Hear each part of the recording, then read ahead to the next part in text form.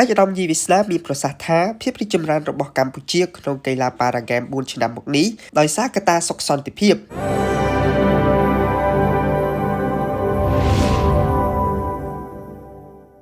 អាយដាមយីវិស្នាអគ្គលេខាធិការគណៈកម្មាធិការជាតិប៉ារ៉ាឡ িম্প ពិកកម្ពុជាបានរំលឹកថាកាលពីឆ្នាំ2021កម្ពុជាបានបញ្ជូនអត្តពលិកចូលរួមព្រឹត្តិការណ៍កីឡាយុវជនប៉ារ៉ាហ្គេមក្នុងទីក្រុងម៉ាណាម៉ាប្រទេសបារ៉ែនតែ15រូបនិងមានកីឡាការិនីតែ1នាក់ប៉ុន្តែឆ្នាំ2025ការប្រកួតនៅទីក្រុងឌូបៃប្រទេសអារ៉ាប៊ីសាអូឌីតកម្ពុជាមានអត្តពលិករហូតដល់35នាក់និងឈ្នះមេដាយមាស3គ្រឿងប្រាក់4គ្រឿងនិងសំរឹទ្ធត្រាប់គ្រឿងអាយដាមយីវិស្នាមានប្រសាសន៍បែបនេះនៅអាកាសយានដ្ឋានអន្តរជាតិដេកជោកាលពីល្ងាចថ្ងៃទី14ខែធ្នូឆ្នាំ2025ក្រោយវិលត្រឡប់ដឹកនាំអត្តពលិកវ័យក្មេងកម្ពុជា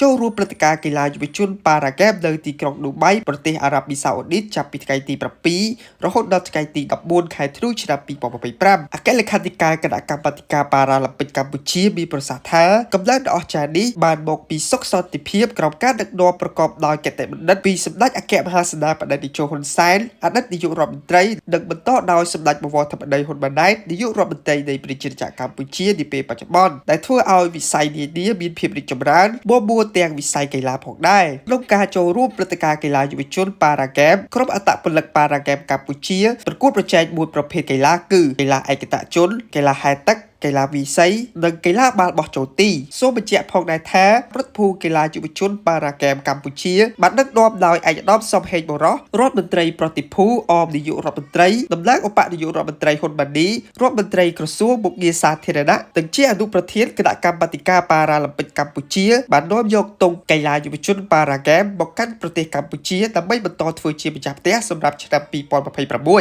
2026